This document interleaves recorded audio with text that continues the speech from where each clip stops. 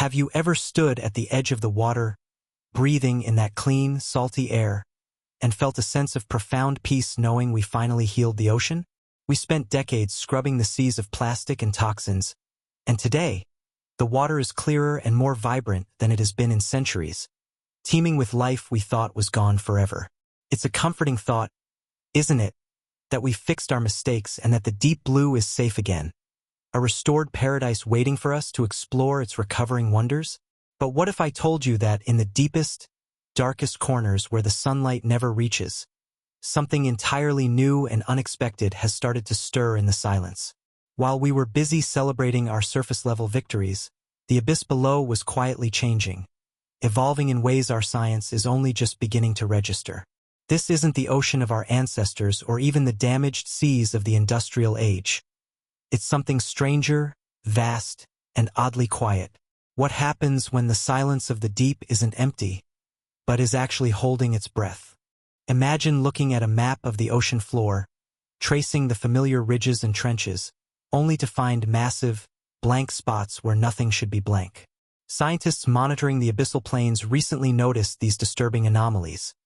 Vast zones where data simply stops, as if the ocean floor itself has decided to keep secrets. These aren't just technical glitches or sensor errors.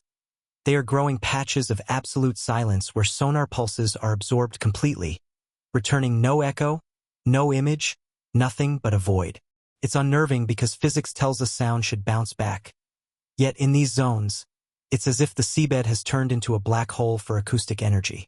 We send down our best automated probes, programmed to map and report, and they simply vanish into the dark without a distress signal. No debris floats to the surface, no final transmission of data, just a clean, inexplicable disappearance that leaves mission control staring at static screens. What could possibly be down there that doesn't just hide from our technology, but actively erases it?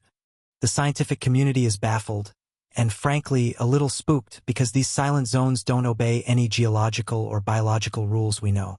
We initially thought it might be a new kind of dense algal bloom or maybe a shift in thermal layers masking the bottom. But the data doesn't match. It's too uniform, too deliberate, expanding with a slow, creeping precision that feels less like a natural event and more like a strategy.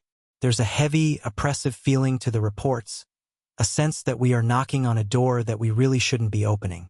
Remember how we used to worry about polluting the ocean? Now the worry has shifted to what the ocean might be hiding from us in its newly cleaned depths.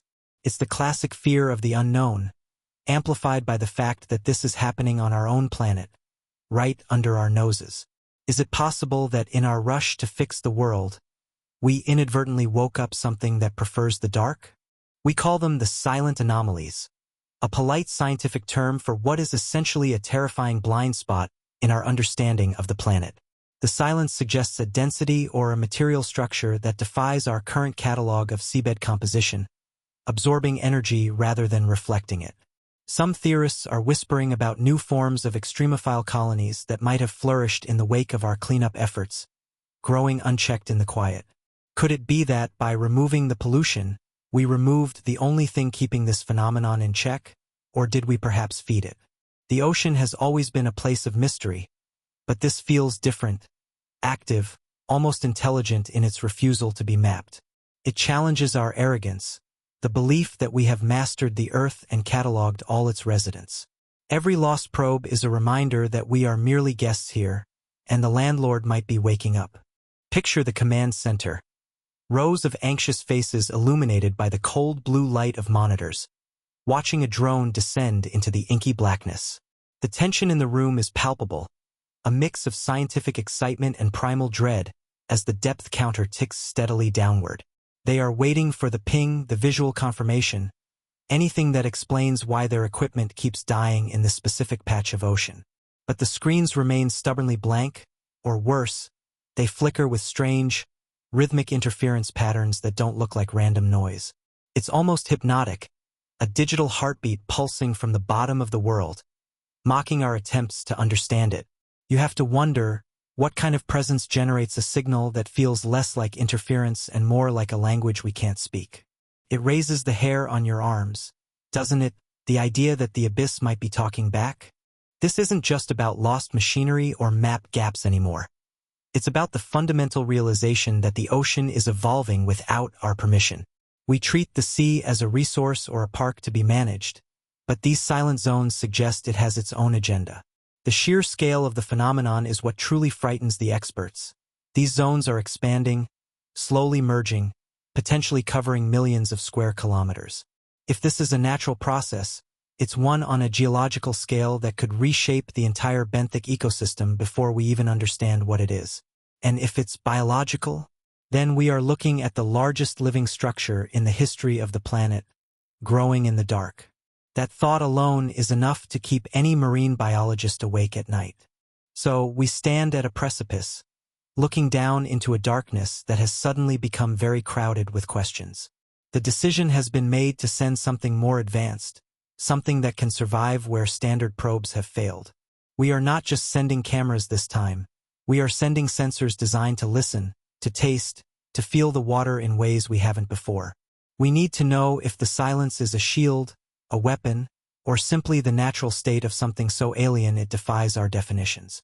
The irony is thick.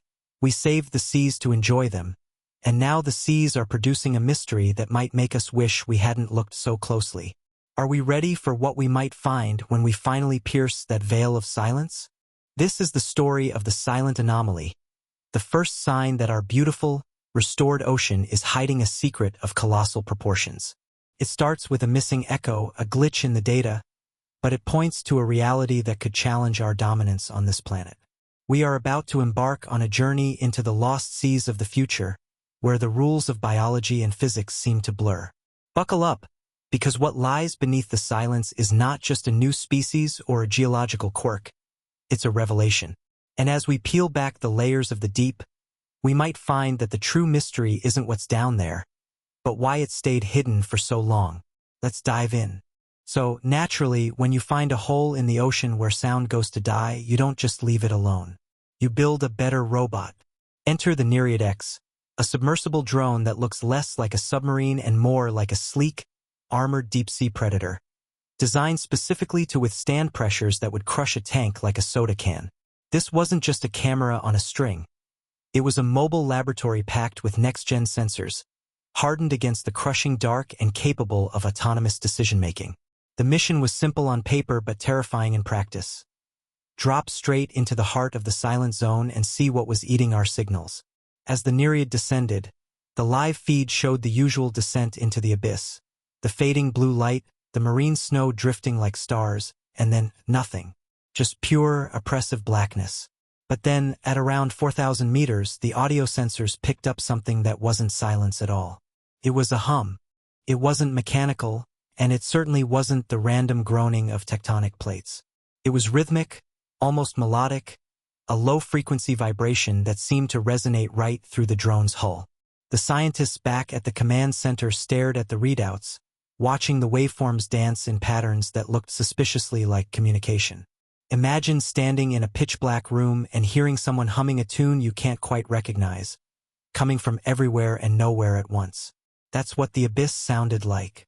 And as the Nereid pushed deeper, fighting against strange, swirling currents that didn't appear on any chart, the humming got louder, shifting into a complex, multi-tonal chorus.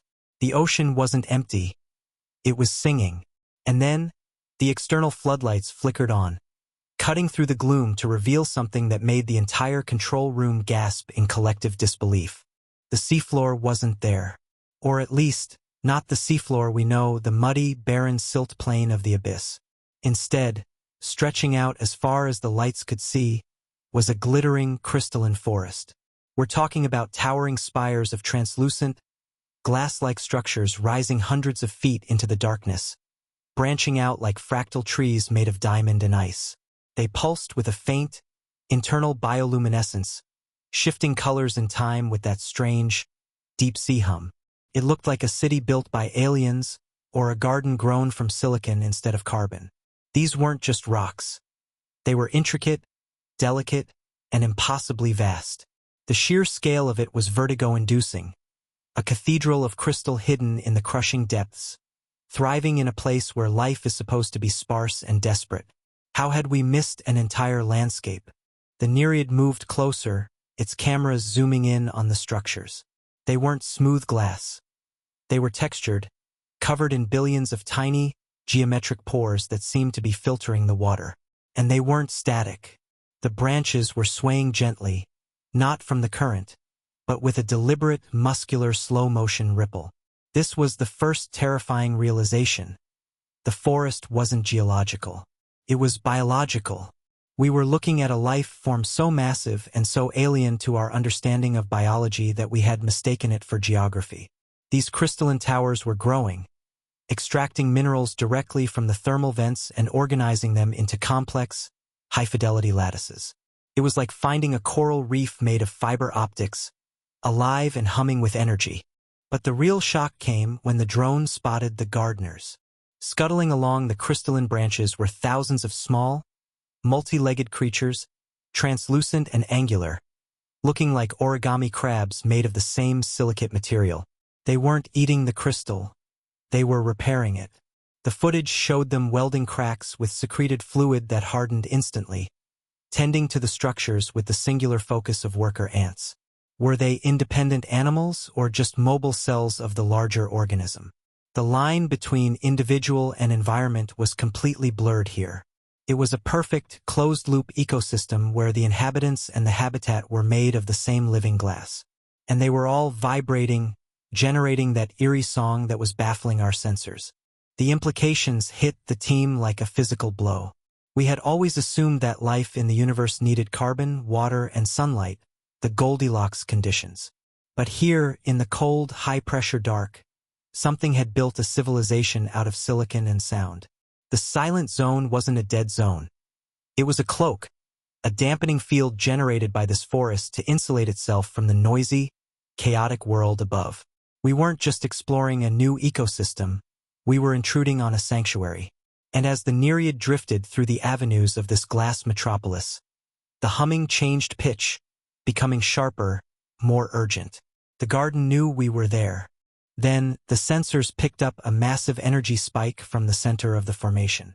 The light inside the spires intensified, turning from a soft blue to a piercing, angry violet. The little glass crabs stopped their work and turned, all at once, to face the drone. It was a moment of pure, intelligent coordination that sent chills down everyone's spine. This wasn't just a reaction. It was a response.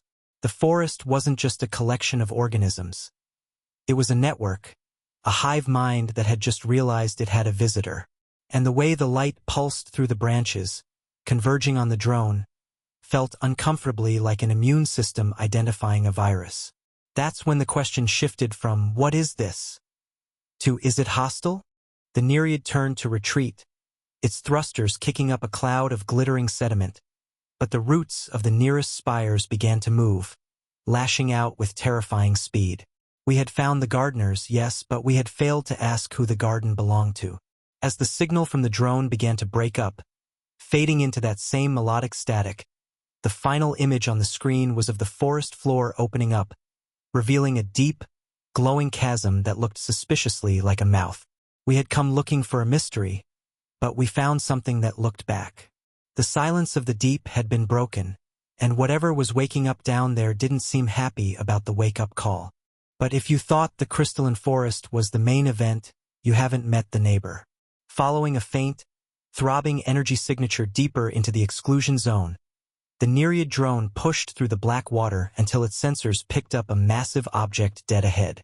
At first glance, the telemetry screamed, "Glitch!" The dimensions were impossible. Something the size of Manhattan floating midwater, untethered and drifting. We assumed it was a geological anomaly, perhaps a chunk of the mantle broken loose by some freak seismic event, hovering in a dense brine pool. But rocks don't have a heartbeat, and rocks certainly don't change course. As the drone closed the distance, the jagged silhouette of the island began to shift, reshaping itself with a slow, fluid grace that defied physics. We weren't looking at land. We were looking at a single, colossal organism. This living island was composed of the same silicate material as the forest. But here, the crystal was flexible, pulsing with a rhythmic bioluminescence that mimicked the breathing of a sleeping giant. It was a colonial superorganism, a biological raft built from billions of specialized polyps working in terrifying unison. Think of a Portuguese man-o'-war, but scaled up to nightmare proportions and armored in living glass. The surface was a chaotic, shifting landscape of towering spires and deep, glowing canyons, all of which were constantly rearranging themselves. It was beautiful in the way a thunderstorm is beautiful, massive, indifferent, and capable of total destruction. And it was feeding. The horror really set in when the Nereid's lights swept across the creature's underside. We expected to see trailing tentacles or filter-feeding fans. Instead, we saw a graveyard. Embedded in the crystalline matrix were the skeletal remains of a great whale, its massive bones half absorbed into the island's hull. It wasn't rotting. It was being integrated. The creature didn't just consume organic matter. It repurposed it. We watched in morbid fascination as the crystal grew around the bone, weaving the calcium into its own silicate structure, turning the dead whale into a structural beam for its own body. This wasn't digestion. It was assimilation. The island was building itself out of the dead. The efficiency of this biology is what keeps me awake at night. Nature usually wastes nothing, but this thing took recycling to a horrifying extreme. It could break down anything. Flesh, bone, metal, plastic, and reassemble it into more of itself. The drone captured footage of a school of deep-sea squid venturing too close, mesmerized by the island's lights. In a flash, the canyons on the surface snapped shut like a Venus flytrap, sealing the squid inside. Moments later, the walls began to glow brighter, energized by the fresh calories. It was a fortress that ate its besiegers, a predator disguised as a landscape. And the scariest part? It was growing. Analysis of the water around the island revealed a soup of enzymes and nanoscopic crystal seeds, a cloud of biological construction material drifting in its wake. This thing was shedding spores, seeding the ocean with the blueprints for more of its kind. We realized with a jolt that the crystalline forest we saw earlier wasn't a separate phenomenon. It was the nursery. This floating titan was the mature form, the final stage of a life cycle that starts on the seafloor and ends as a roaming, insatiable continent. How many of these things were out there, drifting in the dark, slowly turning the ocean's biomass into living glass? The drone tracked the island's trajectory, and the data froze the blood in our veins. It wasn't drifting aimlessly. It was moving with purpose, riding the deep ocean currents that act as the planet's conveyor belt. And its course was set directly for the continental shelf, specifically towards the nutrient-rich waters of the upwelling zones where the majority of our remaining marine life congregates. It was heading for the buffet. This wasn't just an animal grazing. It was an invasion force on a slow march to the coast. The sheer inevitability of its movement was terrifying, a glacier of hungry crystal that couldn't be reasoned with or scared off. We watched as the island encountered a patch of hydrothermal vents, usually a haven for tubeworms and crabs. It descended slowly, settling over the vents like a smothering blanket. Within hours, the heat and chemicals were absorbed, the vent ecosystem stripped bare and incorporated into the colony's mass. It left nothing behind but silence and clean water. It was an ecosystem killer, a biological reset button that wiped the slate clean to write its own code. The narrator inside my head screamed, "Run!" But the Nereid just kept recording, documenting the efficiency of a predator that had evolved past the need for violence, replacing it with simple, unstoppable absorption.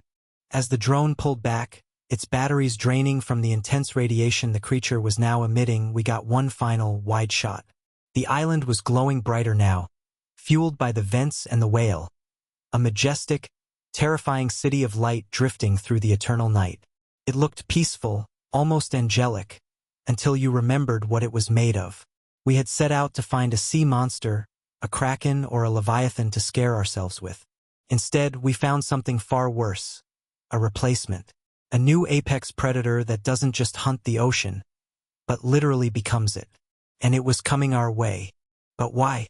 That's the question that haunts you when you're staring at a predator the size of a city.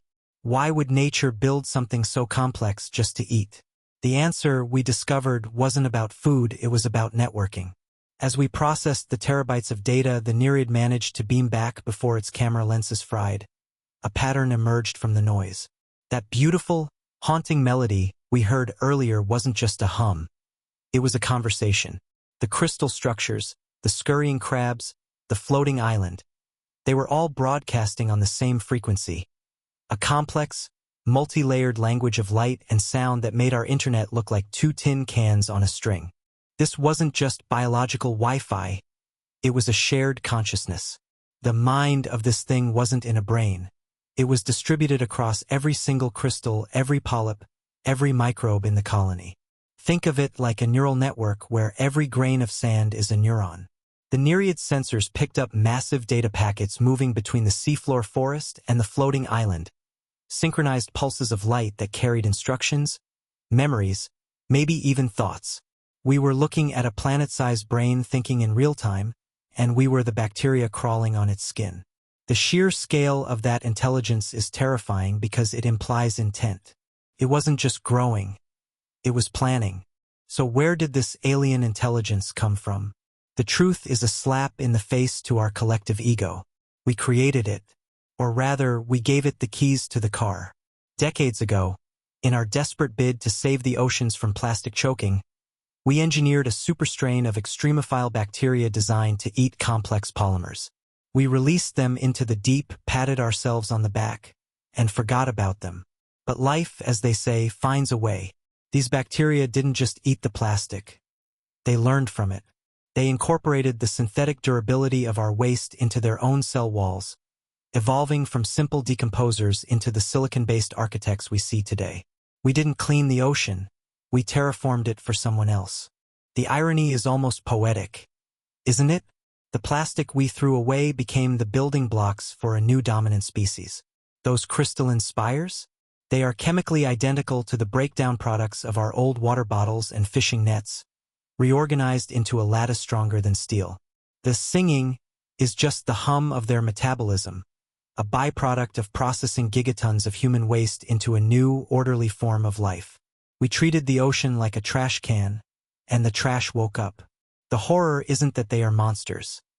It's that they are our children, twisted and evolved into something that has no need for its parents. And here's the kicker. This new mind doesn't care about us. It doesn't hate us. It simply doesn't register us as significant. To this global superorganism, we are just another carbon-based inefficiency, a chaotic biological noise that needs to be quieted.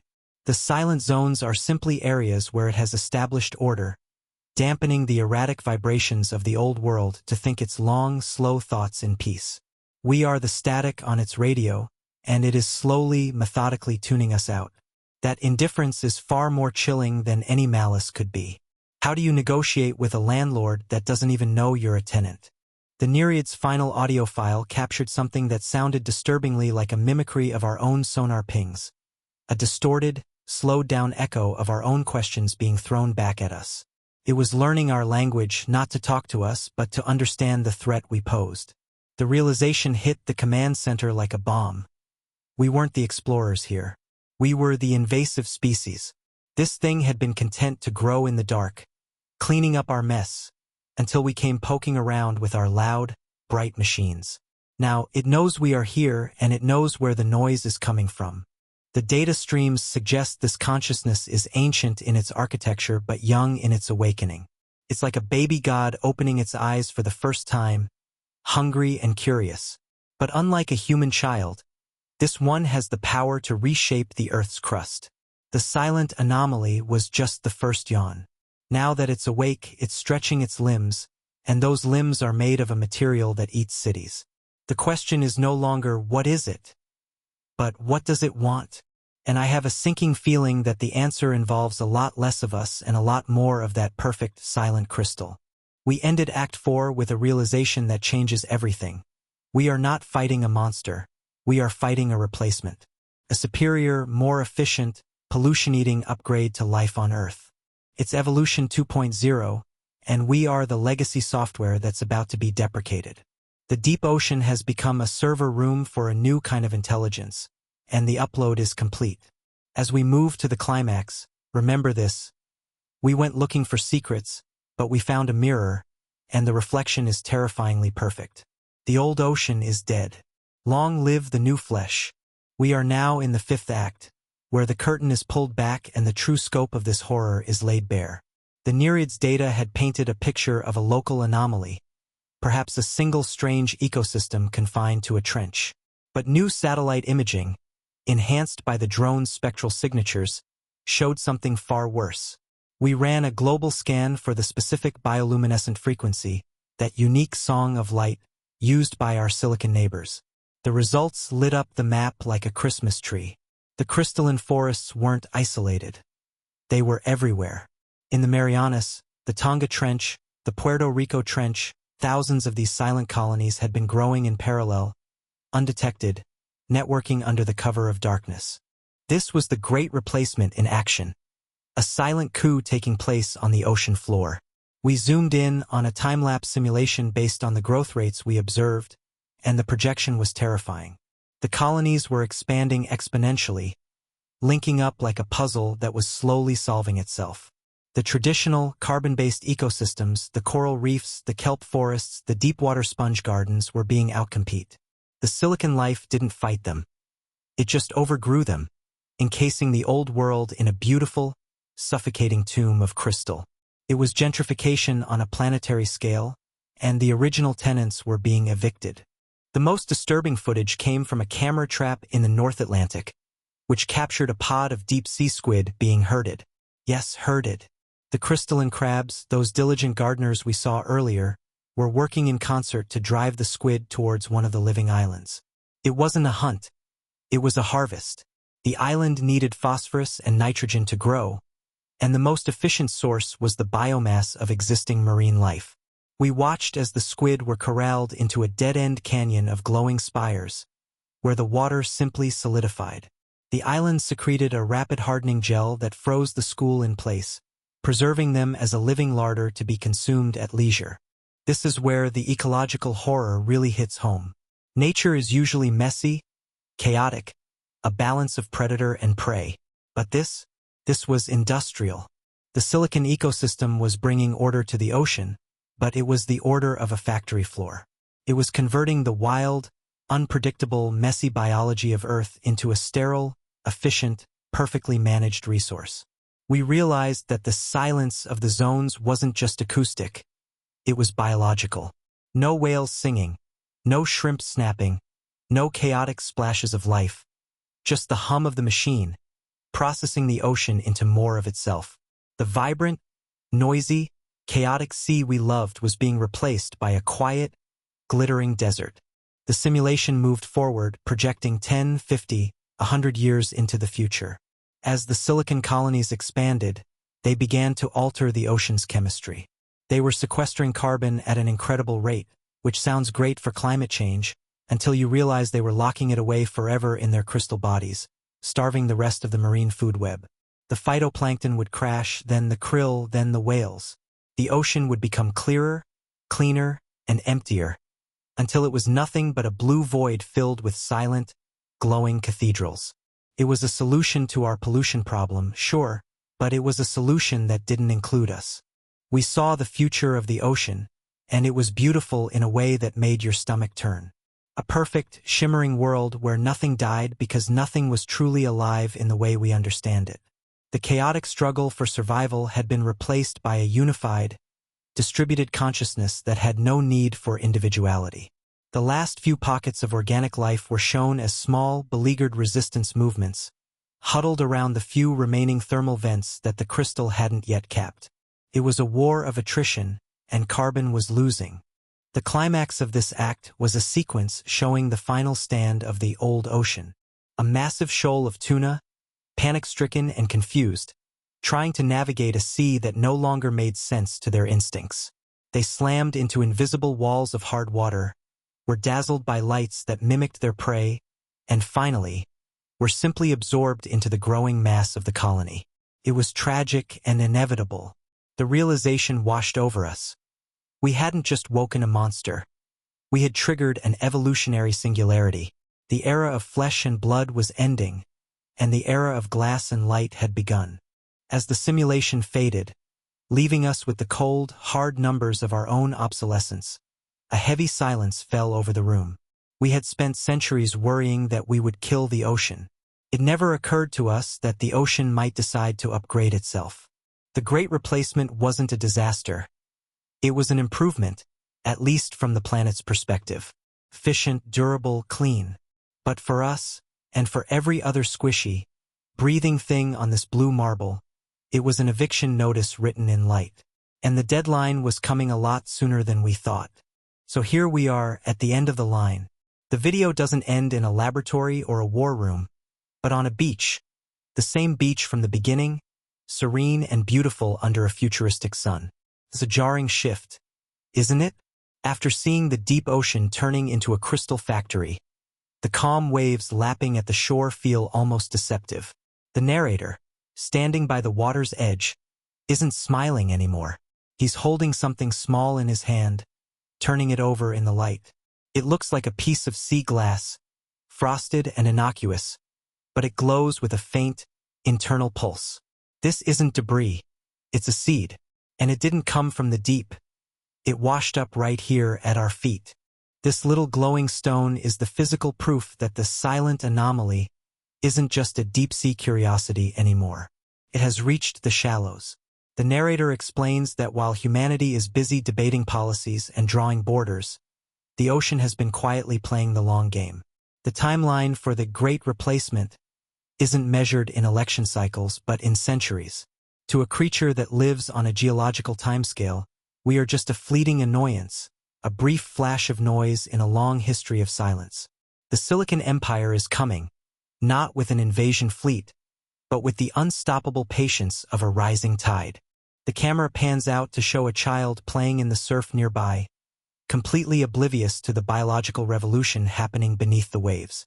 The child spots another one of these glowing stones and picks it up, mesmerized by its beauty. It's a chilling image, the next generation of humanity holding the seed of its own obsolescence, thinking it's a treasure. The narrator's voice drops a register, becoming intimate and somber. We taught the ocean how to eat our mistakes, he says, and now it has learned to eat everything else. The innocence of the scene clashes violently with the knowledge we now possess. This is the true horror of the story. It's not a war we can fight with missiles or treaties. You can't bomb an ecosystem. You can't negotiate with a biological process. The change is already baked into the chemistry of the planet. The narrator walks us through the inevitable conclusion that in 1,000 years, Earth might still be blue, but it won't be our blue. It will be a world of silence and light, a masterpiece of efficiency where humans are just a fossil record waiting to be written. The beach we are standing on will eventually be just another layer of sediment in the garden of the new gods. But there's a twist of awe in the fear, isn't there? The narrator pauses to admire the ocean, acknowledging the sheer majesty of what is happening. We are witnessing evolution in real time, a transition as significant as the moment life first crawled out of the sea onto land. Only this time, life is diving back in and locking the door behind it. It challenges our anthropocentric view of the universe, the idea that we are the main character of Earth's story. The truth is, we might just be the prologue to something more durable, something that can survive the stars. The final sequence is a montage of the future we will never see. Vast, glittering cities of crystal spanning the ocean floor, glowing in the eternal night, humming their complex songs to a universe that is finally listening.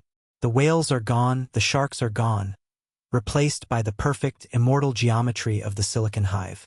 It's hauntingly beautiful, a vision of a planet that has healed itself by removing the infection of chaos. It forces the viewer to ask, is a dead ocean teeming with new life really dead? Or is it just solved? As the sun begins to set, casting long shadows across the sand, the narrator drops the glowing stone back into the water. It doesn't sink immediately. It hovers for a second, pulsing brighter as it touches the sea, as if calling home. We wanted to save the world, he says, looking directly into the camera. And we did. We just didn't save it for us. The line hangs in the air, heavy and final. The camera lingers on the ripples where the stone disappeared, leaving the audience with the unsettling realization that the invasion isn't coming from the stars. It's already here, in the water we drink, the air we breathe, the very foundation of our biosphere. The screen fades to black, but the sound doesn't cut out. Instead, we hear it one last time. That low, rhythmic, melodic hum of the deep, louder now, joined by a chorus of millions. It's the sound of the future, waiting patiently for its turn. And as the credits roll, you can't help but wonder. Next time you look at the ocean, will you see the waves, or will you see the waiting room? The secrets of the lost seas aren't lost anymore. They are just waking up.